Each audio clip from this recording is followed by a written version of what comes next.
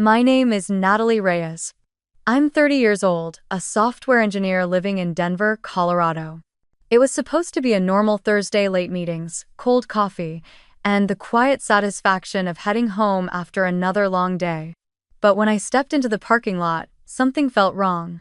My eyes searched the familiar row of cars, the space where my silver 2023 Toyota Camry always waited for me, gleaming under the streetlight like a small reward for years of work. The spot was empty.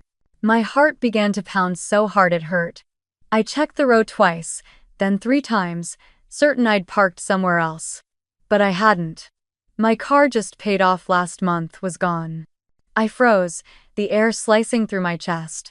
I pulled out my phone with trembling fingers and called my mother. "Mom, my car's missing. Did someone tow it?" Her voice was maddeningly calm. "Oh, honey, relax. We gave it to Elena. She needs it more than you do. She just lost hers last week." For a second, I couldn't speak. My pulse roared in my ears. "You what?" I whispered. "You gave my car to Elena? She has a new job, sweetheart. Don't make a scene." That's when something inside me broke. My voice was steady, but my whole body shook. That car was the first thing I ever owned outright. I worked for it, paid for it, protected it, and they called it sharing. I hung up before I said something I couldn't take back. Then I dialed 911. "Tell me, where are you watching from, and what time is it right now? Because this one will make you question what family really means." Growing up, I learned early that in my family, love had conditions and fairness was never one of them. I was the oldest, the one who figured things out, who never asked for much because I knew it wouldn't come anyway. By 18, I was working 2 part-time jobs while studying computer science, saving every dollar I could. My parents called it good practice for the real world. When Elena turned 18, they surprised her with a brand new MacBook, a camera, and a gap year trip to Europe because, as Mom said, she needs to find her inspiration. I had found mine, too, just not in Italy. Mine came at 3 a.m. in a library cubicle, surrounded by empty coffee cups and the hum of old computers, wondering why effort never earned the same applause as chaos. Elena was always the golden child. At 27, she still lived at home. She'd quit 3 jobs in 2 years, finding herself between yoga retreats and online art classes she never finished. Each time she failed, my parents rushed to cushion her fall, blaming bad management, toxic workplaces, or jealous coworkers. The truth was simpler: Elena never learned to stand because they never let her fall. I'd watch from a distance, half pity, half resentment twisting inside me. Every time she stumbled, they'd empty another piece of their savings to rescue her, while I was still budgeting groceries by the ounce, paying off my student loans one painful installment at a time. I remember one night, vividly. I was 19, sitting on my bedroom floor counting tips from my cafe shift, trying to decide if I could afford a used laptop for class. Mom knocked and came in smiling, holding a sleek white box. "Isn't it great?" she said, setting the MacBook on Elena's bed. "Your sister needs it for her group projects." I just nodded, pretending I didn't care. But I remember how my chest tightened when I opened my second-hand Dell the next morning, its fan wheezing like it was apologizing for existing. That was the moment I realized. In my family, effort wasn't admirable, it was invisible. By the time I graduated, I'd stopped expecting fairness. I found a tech job in Denver, moved out, and promised myself I'd never ask them for help again.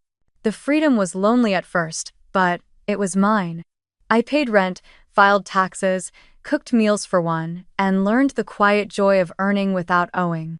The years blurred into a rhythm: work, save, survive, repeat. Eventually, after 6 long years of scraping and hustling, I did something monumental. I bought a car. Not a hand-me-down, not a clunker from a cousin, my car. A 2023 silver Camry, reliable, modest, but new. I made the down payment with shaking hands and spent months watching that loan balance shrink. Each payment was a small victory, proof that independence could be built one stubborn decision at a time. Whenever I drove home to visit, my parents would look at it like it was some shiny mistake. "You should have let your dad co-sign," Mom would say. "It's dangerous for a woman alone to manage loans." I'd smile politely, gripping my keys tighter. Elena, meanwhile, had totaled 3 cars too from texting while driving, one after a night of celebrating. Each time, they replaced it within weeks. "She's just unlucky," Dad said once. I remember looking at the photo of her crashed Honda, the front crumpled like paper, and wondering how anyone could be that unlucky 3 times in 5 years. But in our family, bad decisions were just another opportunity for her to be rescued. The irony was almost poetic. I, the responsible one, the steady one, the one they never had to worry about, had become invisible by design. Because I didn't need saving, I didn't deserve attention. Because I didn't beg, they assumed I had enough. And in their world, enough was the same as too much. So, I stopped sharing. Stopped explaining my achievements. When I got promoted, I didn't tell them. When I hit my savings goal, I celebrated alone with takeout sushi. It was easier that way. I learned to carry my pride quietly, like a secret they couldn't take from me. Until the day they did. That afternoon, standing in the empty parking lot, hearing my mother's casual tone through the phone, I realized this wasn't a one-time betrayal. It was the final chapter in a story that had started long ago, a story of taking, excusing, and expecting me to stay silent. They hadn't stolen my car out of malice. They'd done it out of habit. Because in their eyes, what was mine was always theirs to redistribute. They'd never understood the weight of independence, the trembling pride of signing your own check, the quiet relief of paying off your first debt. They didn't know what it meant to earn something and fear losing it. But they were experts at one thing: pulling me down every time Elena fell. And as I stood there in that cold parking lot, listening to the dial tone after hanging up on my mother, a single thought settled in. They don't know what it feels like to stand on their own 2 feet because they've spent their whole lives standing on mine. The phone felt heavy in my hand as I pressed 911. My voice shook, but I forced the words out clearly. "I'd like to report a stolen vehicle." There was a pause, the calm tone of the dispatcher cutting through my panic. "Can you describe the vehicle, ma'am?" I swallowed hard. A silver 2023 Toyota Camry, Colorado plates, registered under my name, Natalie Reyes. My reflection in the office window looked strange, like someone else was speaking through me. "When did you last see the vehicle?" "This morning, around 8, I said, glancing at the empty spot again as if my car might magically reappear. "And do you know who might have taken it?" The question hung in the air like a dare. I took a breath that burned on the way out. My parents. They gave it to my sister, Elena, without my permission. There was silence on the line, the kind that makes you question if you've just confessed to something unspeakable. Finally, the dispatcher said softly, "You believe your family took your car without consent?" "Not believe," I said. "I know. My mother told me." Another pause. "Understood, Miss Reyes. Please stay where you are. I'm sending an officer to take your statement." 1. By the time Officer Ruiz arrived 20 minutes later, the sun had slipped behind the office towers, leaving the parking lot bathed in pale orange light. She stepped out of the patrol car calm, collected, the kind of presence that makes chaos feel manageable. Her dark hair was tied back, her voice steady but kind. "Miss Reyes?" I nodded, clutching the folder I'd grabbed from my desk on instinct. "You reported a stolen vehicle?" I handed her everything: title, registration, insurance, proof of payment, even the last loan statement stamped paid in full. "All of this is under your name?" she asked. "Yes, completely mine, no co-signers, no shared ownership." She nodded, flipping through the papers with quiet precision. "And you didn't give anyone permission to take it?" "No one," I said, my voice firmer now. "They used a spare key I left with my parents for emergencies. I never said they could give it to someone else." Ruiz looked up, meeting my eyes. Do you know where your sister might be driving the vehicle? No idea, I said, and a bitter laugh slipped out. She could be anywhere, probably posting about her new gift on Instagram. Ruiz gave a small, sympathetic smile. Family theft cases are complicated, but they're still theft. Whether it's a stranger or a relative, the law doesn't make exceptions for feelings. 1. That sentence hit me harder than I expected. The law doesn't make exceptions for feelings. I'd spent my entire life trapped in those exceptions. She's your sister, they're your parents, family first. But now, staring at the empty parking space that had once held the symbol of my independence, I realized those excuses were just another way of saying you don't matter. Ruiz took a few photos of the spot, noted the security camera above the lot, and spoke into her radio. Dispatch, run a bolo for a silver 2023 Toyota Camry, license plate CL4-2078, registered to Natalie Reyes, Denver County. Possible suspect driving, Elena Reyes. Her voice was steady, official. Hearing my sister's name in that context made my stomach twist. We'll check nearby traffic cameras, she said, turning back to me. If your sister's out driving it, we'll find it. I can't believe this is real, I whispered. My parents, they just gave it away. Ruiz tucked her notepad into her jacket. You'd be surprised how often family members assume ownership over someone else's property. It's not about need, it's about entitlement. I exhaled shakily, eyes burning. I always thought only strangers could betray you. She studied me for a moment, her voice lowering. Sometimes it's easier for strangers to be honest, Miss Reyes. Family expects forgiveness before they even say sorry. I. The streetlights flickered on, painting long shadows across the pavement. Ruiz handed me a card. Here's your case number, keep it safe. If your sister or parents contact you, don't engage, just document everything. We'll handle the rest. I nodded, my hands trembling as I tucked the card into my wallet. She paused before getting into her patrol car. You did the right thing, you know. I almost laughed.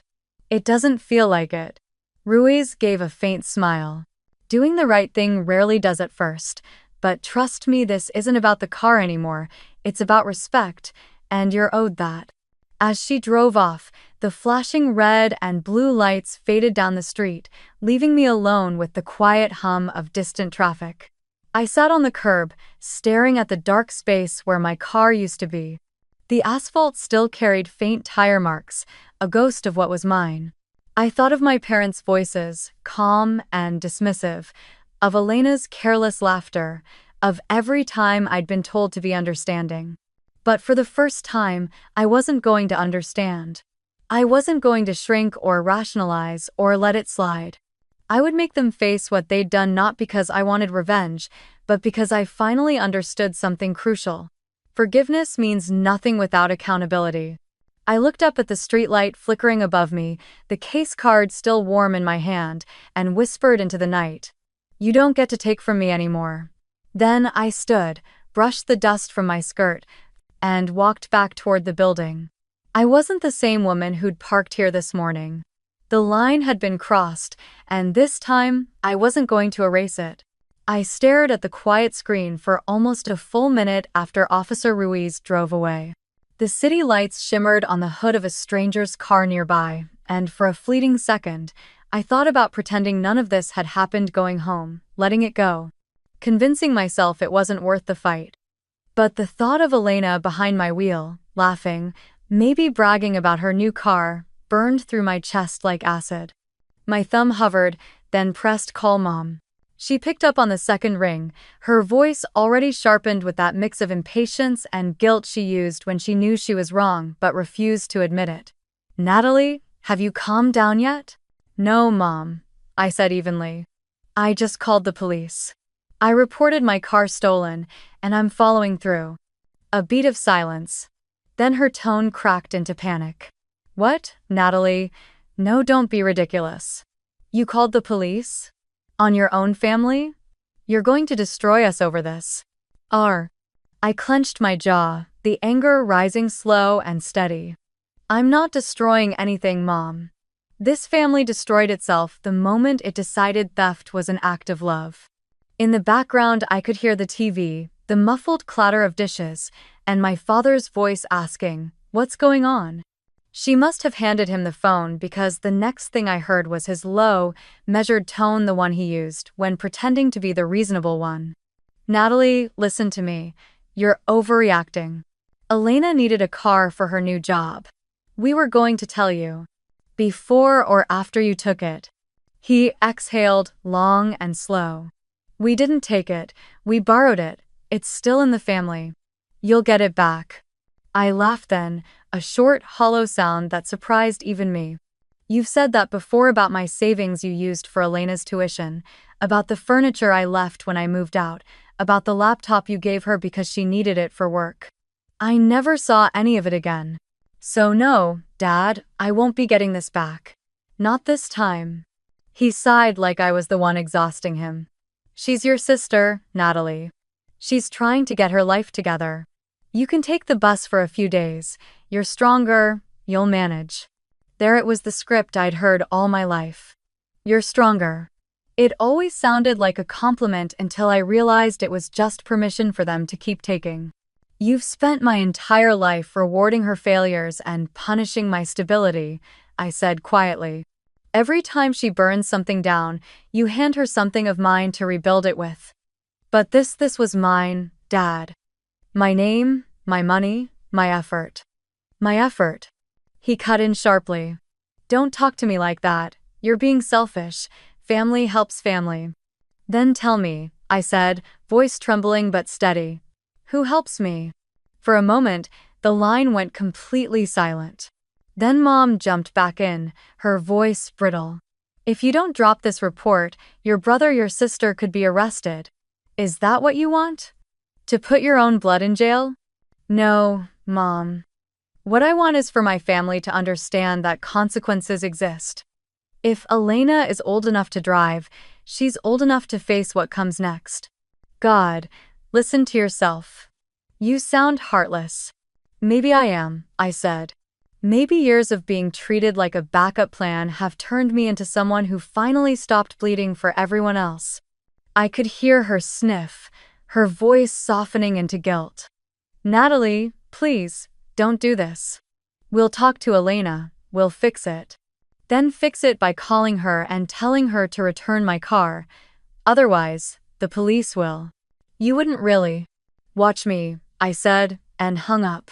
The quiet that followed was almost physical, pressing against my chest. Within minutes, my phone began vibrating nonstop, unknown numbers, cousins, aunts, even Grandma's landline flashing across the screen. 14 missed calls in under an hour. I scrolled through the voicemails mechanically. "Nat, it's Aunt Lydia. Honey, you don't call the cops on your sister, okay? Family's family." Another. "This is Marcus. Look, Elena messed up, but come on, jail, drop it before it gets out of hand." And another. "Your mom's beside herself. You're better than this. Family helps family." Every single one of them said the same thing, the same poison mantra I'd grown up hearing. Not one person asked if I was safe. Not one asked how I'd get to work tomorrow, or if I was okay. Outside, Denver's skyline blinked in the distance, indifferent and cold. I closed my eyes, letting the anger settle into something colder, sharper, a kind of clarity. For the first time, I understood that their version of love had never been about family. It was about control. And I was done playing along. The Uber driver didn't say a word the whole ride home. Maybe it was the way I was clutching my phone, or the tear streaks still drying on my cheeks. Denver's streets blurred past the window in long ribbons of color headlights, traffic lights, neon signs, each one reflecting against the glass like a life I wasn't part of. I tried to breathe evenly, but every exhale came out shaky, uneven, like my body didn't know what calm was anymore. My car wasn't just transportation, it was proof that I'd built something for myself, something no one could take. And yet, they had. The city lights flickered on my reflection, mascara smudged, eyes swollen, jaw tight. I barely recognized the woman staring back. She looked smaller than I remembered, like all the years of staying composed had collapsed in a single day. My phone buzzed again, but I didn't look. I couldn't. Every vibration felt like a tiny echo of all the times I'd been told to understand, to be patient, to not overreact. For once, I didn't want to understand. I wanted to feel. As the car pulled onto my street, a memory surfaced sharp and cruel in its clarity. I was 18, standing outside our old house in the rain, backpack soaked through, clutching a half-broken umbrella. My bike, the one I'd saved for months to buy, was gone. I remember the panic, the desperate search, until I found it 2 days later lying in the mud behind Elena's friend's house, the chain rusted, the seat torn. She'd borrowed it, of course. Just for a few hours, she said. I didn't think you'd mind. When I tried to tell our parents, Mom waved it off. She's your sister, don't be dramatic. You can clean it. So I did. I cleaned it in silence, scrubbing until my hands bled, watching the rain wash over the scratches she'd left. That was the first time I learned what theft looked like in our family. It wasn't about stealing things. It was about stealing boundaries and pretending it was love. The memory hit me so hard I almost missed the driver saying, "We're here." I blinked, forcing a smile, handed him a tip, and stepped out into the cold night. The rain had started again, a thin drizzle that coated the street in silver. My apartment building loomed ahead, quiet, still, anonymous. I climbed the stairs slowly, each step heavier than the last. Inside, the air felt too still, too sharp. I sank onto the couch without turning on the lights. My hands were trembling, not from fear but from exhaustion, the kind that lives in your bones after years of pretending you're fine. I tried to tell myself it was just a car, that I could get another one, that it wasn't worth this ache in my chest. But deep down, I knew it wasn't about the car. It was about every time I'd been told my feelings didn't matter. About every time they'd taken something, time, effort, peace, and expected gratitude in return. The tears came slowly at first, quiet and tired, until they weren't quiet anymore. They came like the rain outside, steady, relentless, cleansing. I cried for the girl who had scrubbed mud off her bike in silence. For the woman who kept forgiving people who never apologized. For the daughter who thought that being good would one day earn her respect. It hadn't. When the sobs finally faded, I pulled myself up, grabbed a notebook from my desk, and sat by the window. The city outside was soft now, blurred by the drizzle and the faint hum of midnight traffic. I opened the notebook to a blank page and wrote slowly, my hands still shaking. May 14. Today I lost my car. But maybe today is the day I found myself again. The words looked small and fragile on the paper, but they felt real. More real than anything I'd heard from my family in years. I stared at them for a long time, the ink spreading slightly where a tear had fallen. Then I closed the notebook gently, like sealing a promise I wasn't ready to break. I moved to the kitchen, made tea just for something to do. The kettle's whistle sounded too loud in the quiet. I leaned against the counter, watching steam curl upward, and whispered to no one. This isn't the first time they've taken from me. It's just the first time I refused to stay quiet. The truth of that sentence settled deep in my chest, steady, solid, almost comforting. It wasn't anger anymore. It was awareness. I wasn't powerless. I wasn't crazy. I was simply done. Outside, a car passed, headlights sweeping across the living room wall, then disappearing. I thought of Elena driving my Camry, her hands on the same steering wheel I'd gripped every morning with pride. I wondered if she even felt a twinge of guilt, or if she'd already convinced herself she deserved it. Either way, it didn't matter. For once, it wasn't my job to fix it. I carried my mug to the couch and curled up under a blanket, the notebook resting on my lap. The rain had stopped. The city was quiet again. Somewhere in the distance, a siren wailed, a faint, lonely sound swallowed by the night. I closed my eyes, breathing slowly. For the first time in years, the silence didn't scare me. It felt like something else, something that could almost be called peace. The call came the next afternoon while I was at my desk, staring blankly at lines of code that refused to make sense. My phone buzzed, and the name Officer Ruiz lit up the screen. For a second, I thought about letting it ring.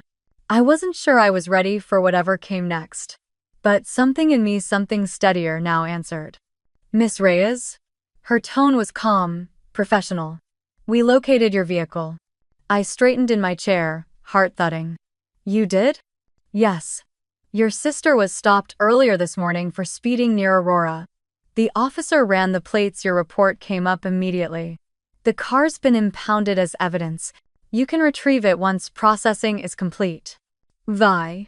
I exhaled a breath I didn't realize I'd been holding. Is she okay? She's fine, Ruiz said. Then, after a pause. Your parents have been calling the station since it happened. They wanted us to cancel the case. Her voice carried a faint edge of irony. But it doesn't work like that. Once a report is filed and probable cause confirmed, it becomes a criminal investigation. She's been taken in for questioning. For a few seconds, I couldn't speak. The reality of it all pressed against me, my family's chaos now written into police logs, case numbers, official paperwork. There was no undoing this. And yet, deep down, I felt something that almost resembled relief. Thank you, I finally said, for treating it seriously. Ruiz's tone softened. It's what we're here for. You'd be surprised how many people don't think family theft counts. It does. After hanging up, I sat in silence, the hum of computers around me suddenly distant. My coworkers' conversations blurred into background noise. A tiny voice inside whispered, "It's over." But another one asked, "At what cost?" That evening, I drove a rental to the impound lot on the outskirts of the city. The building was a squat warehouse, surrounded by a chain-link fence topped with barbed wire.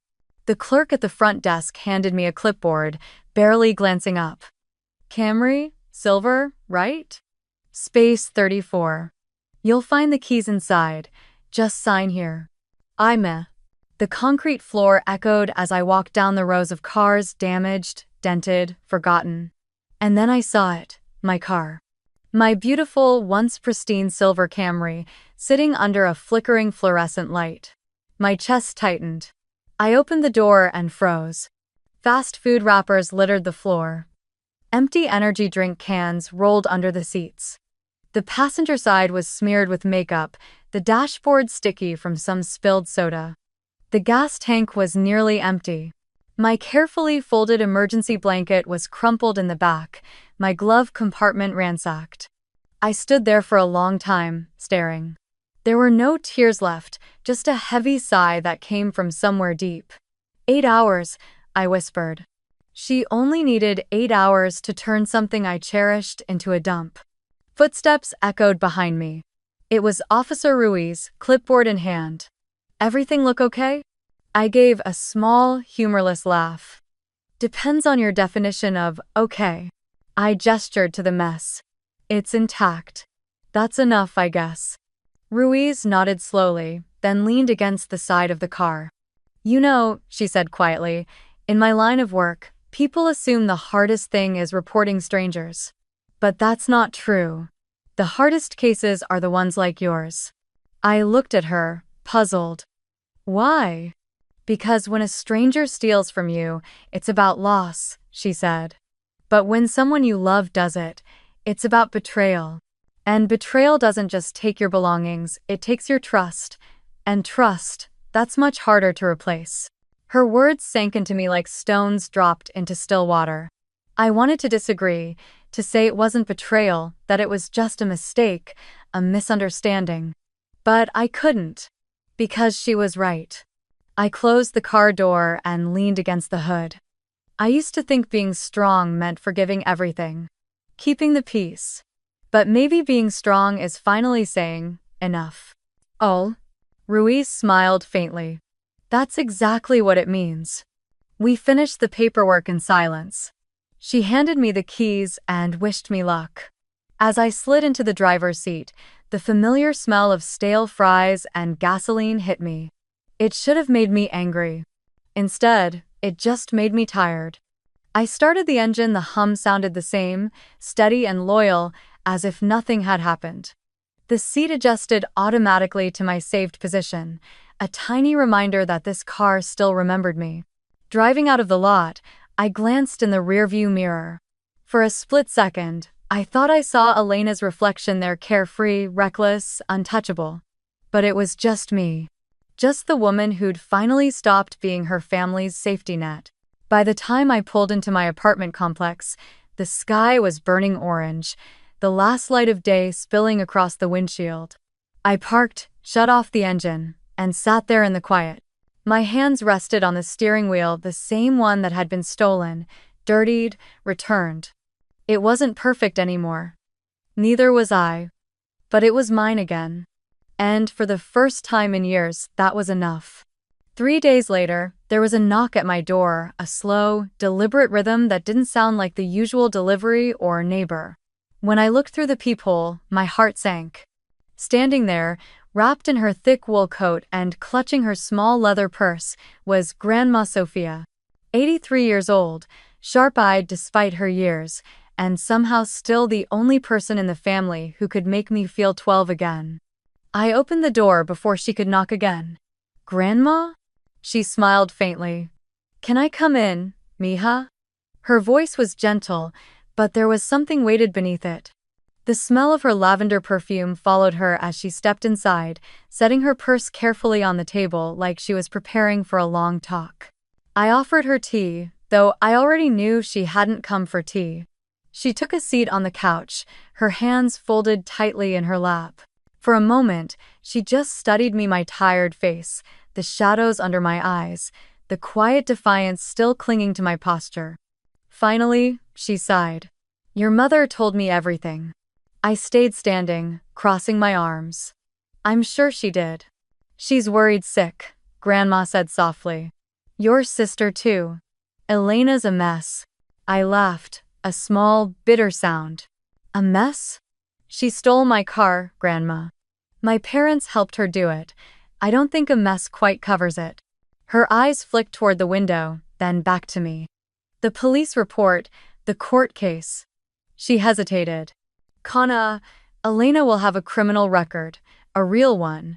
Do you understand what that means for her future?" I leaned back against the counter, the cool surface grounding me. "Yes, Grandma. It means she'll finally face the consequences of her actions." She looked at me long and hard, her voice trembling slightly. "Consequences can destroy a person, Natalie. Prison changes people, shame follows them forever. You're not a cruel girl, don't let this turn you into someone you're not." That word cruel landed like a stone in my stomach. I'd heard it so many times in the past few days that it had started to lose meaning.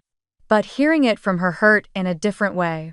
"Cruel," I said quietly. "Do you know what's cruel, Grandma? Spending your whole life doing the right thing and being punished for it. Watching everyone else break things, lie, steal, and still get forgiven because they're fragile or lost." Grandma's gaze softened, but she didn't interrupt. I took a breath, the words spilling out before I could stop them. "When I was 18, Elena took my bike and left it out in the rain. They told me not to make a fuss. When I was 20, Mom used my savings to pay for Elena's tuition without even asking. When I bought my first car, Dad said I was showing off. And now? They took what I worked 6 years for and gave it away like it was nothing. And I'm the one who's heartless because I finally said no." For a long time, she didn't say anything. The ticking clock filled the silence between us. Finally, she said quietly, "You've been holding that pain a long time." I turned away, my throat tightening. All I ever wanted was fairness. Not favoritism, not praise, just fairness. Grandma nodded slowly. "Fairness is a beautiful thing, Mija, but life and family, they're rarely fair." I spun around, my voice sharper than I intended. "That's the excuse everyone uses, Grandma. That's how they get away with everything because family isn't fair. So when do I get to stop paying the price for their mistakes?" She flinched slightly but didn't look away. "You think I don't understand, but I do." I raised your mother. I saw how she learned to hide her weaknesses behind that smile. She spoils Elena because she's trying to fix something inside herself. But, Natalie. She leaned forward, her eyes suddenly fierce. That doesn't mean you have to bleed for her redemption. Her words startled me into silence. For the first time that day, I felt seen not by an officer, not by a friend, but by someone who'd lived long enough to recognize cycles when she saw them. I'm not asking you to forgive them, Grandma continued. I'm asking you to think about what happens next. Anger can build walls, and sometimes those walls keep out the sunlight too. My voice broke. I'm not angry, Grandma. I'm tired. So tired. I've spent my whole life being the responsible one, and the only reward I get is blame. I felt my eyes sting. I do everything right, and they call me ungrateful. I draw a line, and they call me cruel. Die.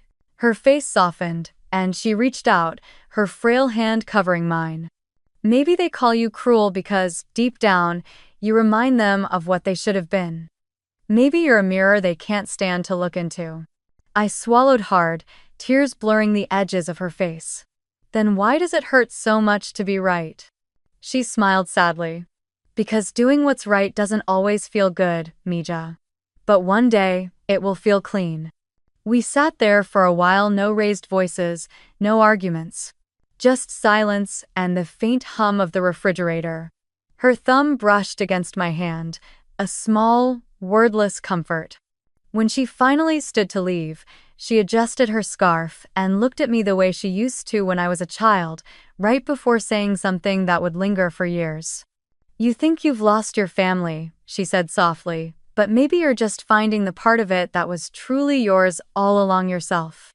I followed her to the door, helping her with her coat. She paused in the doorway, her eyes glistening. Don't harden your heart completely, Natalie. Just make sure the next time you open it, it's for people who've earned it. After she left, the apartment felt both heavier and lighter. I sank onto the couch, staring at the empty teacup she'd left behind. Her words replayed in my head like a soft echo. Maybe you're the mirror they can't stand to look into. For the first time, I didn't cry. I just sat there, letting the truth of it settle inside me like a quiet, steady heartbeat. The courthouse smelled faintly of disinfectant, and old paper like time itself had been trapped inside. The walls were lined with framed photographs of long-retired judges, all of them wearing the same expression. Patient, detached, weary. I sat on the wooden bench outside courtroom 4B, palms pressed against my knees, trying to keep my breath steady. The clock on the wall ticked too loud, the kind of ticking that fills every silence until it feels unbearable. Behind me, I could hear my parents whispering in Spanish. I couldn't make out the words, but I knew the tone sharp, clipped, worried more about appearances than consequences. Elena sat between them, tapping her foot nervously against the floor, eyes on her phone, pretending not to hear them argue. The public defender leaned against the wall, scrolling through notes, probably thinking this was just another family drama case in a long list of them. When the clerk finally opened the door and called, "The State of Colorado versus Elena Reyes," my stomach turned cold. I rose to my feet, following the group inside. The air in the courtroom was colder than the hallway, the lights too bright, every sound amplified the shuffle of papers, the cough of a bailiff, the creak of old wood. The judge sat high above us, a woman in her 60s with short gray hair, eyes like steel polished by years of human disappointment. She looked at Elena, then down at the file before her. "Miss Reyes," she began evenly, "you've agreed to enter a plea today?" Elena's voice came out small. "Yes, Your Honor." Her lawyer nodded, shuffling papers toward the bench. I stayed behind them, second row from the front, sitting perfectly still. My heart thudded in my chest, but outwardly I must have looked calm. Years of practice pretending to be unshakable had made me good at that. The judge took the statement, reading it briefly before handing it back. "Miss Reyes, please read your written admission aloud for the record." Elena's fingers trembled as she unfolded the paper. Her eyes flicked toward our parents, then down again. For a long moment, she didn't speak. The silence stretched, heavy, until the judge cleared her throat. Finally, Elena began, her voice thin but clear. I, Elena Reyes, admit that I took my sister's vehicle without permission on May 14th. I knew the car was not registered to me. I knew I didn't have permission to drive it. I took it anyway because I thought my sister would forgive me. I was wrong. What I did was theft. I'm sorry. Her voice cracked on the last two words. A single tear slid down her cheek, and I watched it, waiting to feel something: anger, pity, relief, but all I felt was exhaustion. The judge nodded once. Thank you, Miss Reyes. She turned to the clerk. Let the record reflect a guilty plea. Her gaze returned to Elena. This court accepts your admission. You are sentenced to 6 months of probation, a 1-year suspension of your driver's license, and restitution to the victim in the amount of $847 for impound and processing fees. Failure to comply will result in immediate revocation of probation and a jail sentence. The gavel came down with a sharp crack. The sound seemed to echo through my spine. Across the aisle, my mother's hand shot out to clutch Elena's arm, whispering comfort. My father's jaw clenched so tight I could see the muscle in his cheek twitch. Elena nodded numbly as her attorney whispered instructions about signing papers and probation meetings. No one looked at me. When the judge dismissed the court, I stood up slowly, feeling every pair of eyes in the room on me. My parents turned first. My mother's gaze locked onto mine for a brief second, filled not with apology, but with something that looked like quiet accusation. My father didn't look at me at all. He simply guided Elena toward the exit, his arm protective around her shoulder. She followed obediently, head down, hair falling over her face like a curtain. They passed within arm's reach. I could have said her name. I could have asked her to stop, to say something, anything, but I didn't. Because I already knew what would happen. She'd look at me with that same mixture of guilt and self-pity, and my mother would step in, saying, "Natalie, don't make things worse." So I stayed silent. The sound of their footsteps faded down the hallway, swallowed by the noise of other cases being called. State versus Andrews. State versus Miller. Just another day in court. When I finally stepped outside, the Denver sky was low and gray, the air thick with the smell of oncoming rain. Families huddled together under umbrellas, some crying, some relieved. I stood alone on the courthouse steps, watching them scatter into the parking lot. I didn't see my family anywhere. Maybe they had parked around the corner, maybe they'd already left. It didn't matter. For the first time, I didn't chase after them. I walked to my car, the same Camry that had started all of this, and unlocked it. The seat was cold, the faint scent of soda and cheap perfumes still clinging to the upholstery. My hands rested on the steering wheel, and I exhaled. 6 months probation. 1-year license suspension. Restitution. Words that sounded small compared to the years of imbalance we'd all lived through. But it was something. It was acknowledgement, at least. They'd said I was destroying the family, that I was cruel, vindictive. But sitting there, with the courthouse fading in the rearview mirror, I realized something I'd never dared to before. Maybe the family had already been broken long before today. Maybe all I'd done was stop pretending that their love was unconditional. I started the engine. The hum was steady and familiar, a sound that felt like home in a way my parents' voices no longer did. The windshield reflected my face, older, calmer, sharper. They walked away like I was a stranger, I thought. Maybe they were right. Because I wasn't their obedient daughter anymore. I wasn't the quiet sister who kept patching up the holes in everyone else's life. I wasn't the dependable one they could take for granted. As I pulled out of the parking lot, raindrops began to scatter across the windshield. I turned on the wipers, watching the world blur into motion. With every block I drove, the courthouse grew smaller behind me until it was nothing but a faint gray shadow against the city skyline. Maybe they would never forgive me. Maybe they would tell their friends that I'd turned on them, that I was ungrateful. And maybe they'd even believe it. But for the first time, that didn't terrify me. Because freedom, I realized, doesn't always look like joy. Sometimes it looks like loneliness, clean, sharp, honest.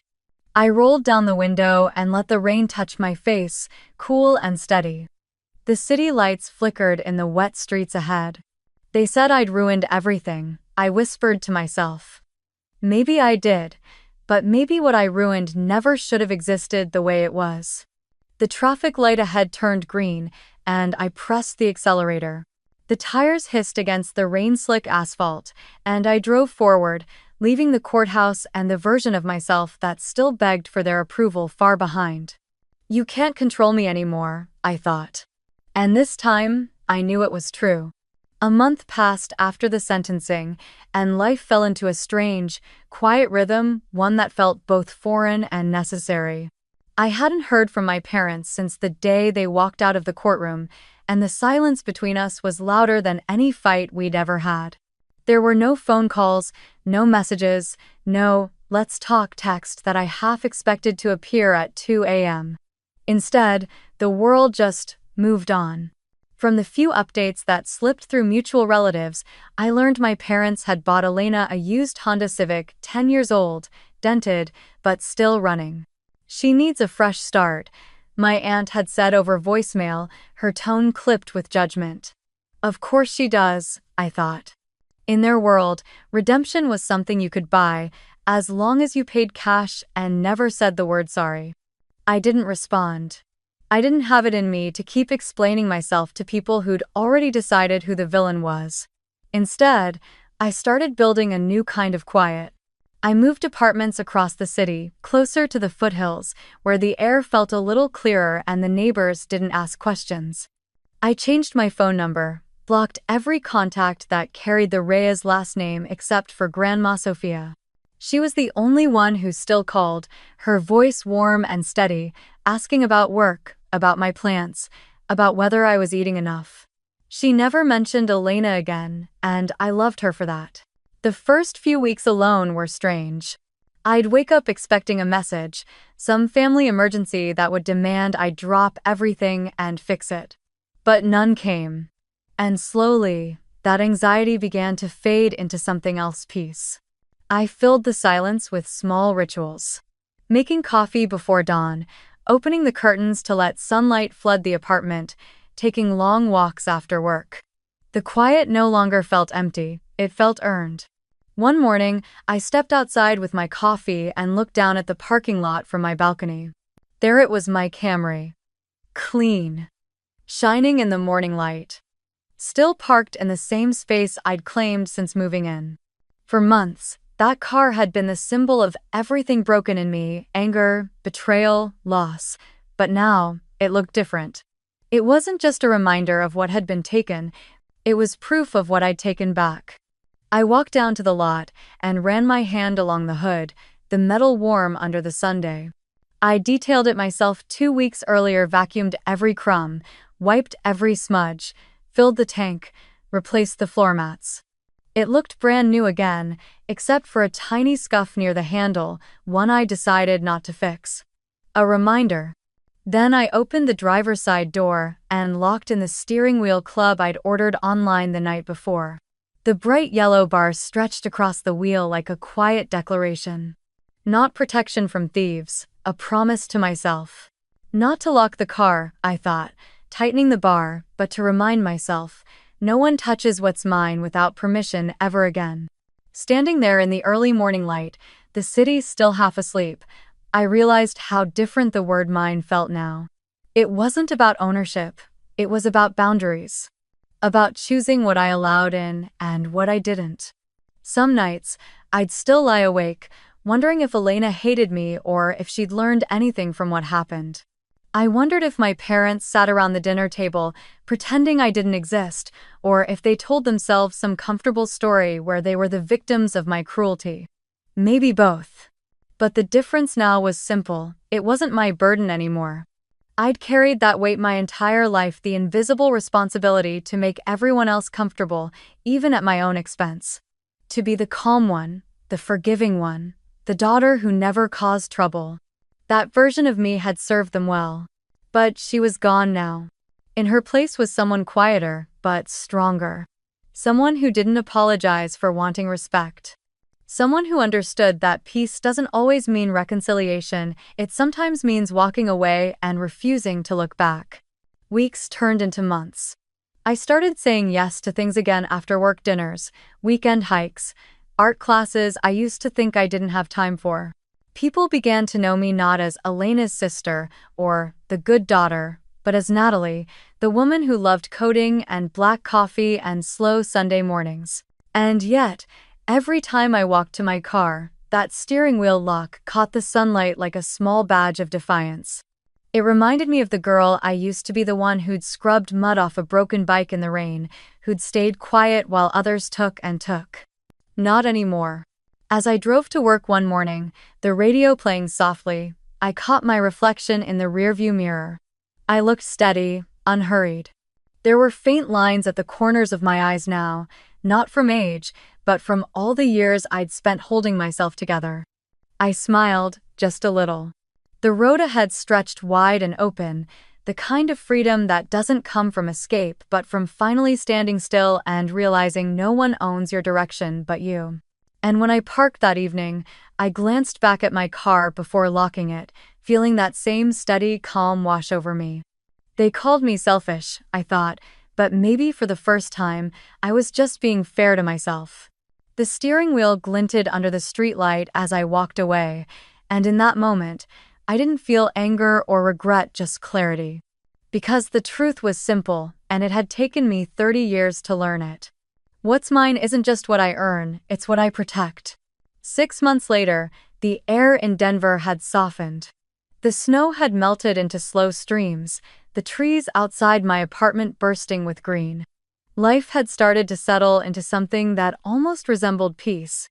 It was around that time that I joined a small local support group called Boundaries and Healing. It met every Thursday night in the basement of a community center, a circle of mismatched chairs, warm tea, and people who carried quiet scars just like mine. Some had parents who never listened, others had siblings who never apologized. We were all there for the same reason: to learn how to stop bleeding for people who kept cutting us. The first time I spoke, my voice shook.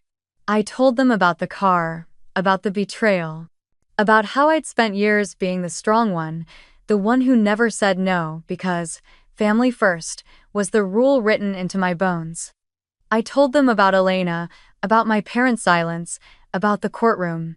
And as I spoke, I expected judgment. But when I looked up, all I saw were wet eyes and nodding heads. A woman across from me whispered, "That's not selfish, that's survival." And in that moment, something inside me cracked, not from pain, but from release. Every week after that, I came back. We talked about boundaries, guilt, forgiveness that didn't require reunion. I learned that walking away doesn't make you cruel, it means you've stopped pretending broken things can hold weight. One evening, our group leader asked, "What's the hardest truth you've learned since setting your boundaries?"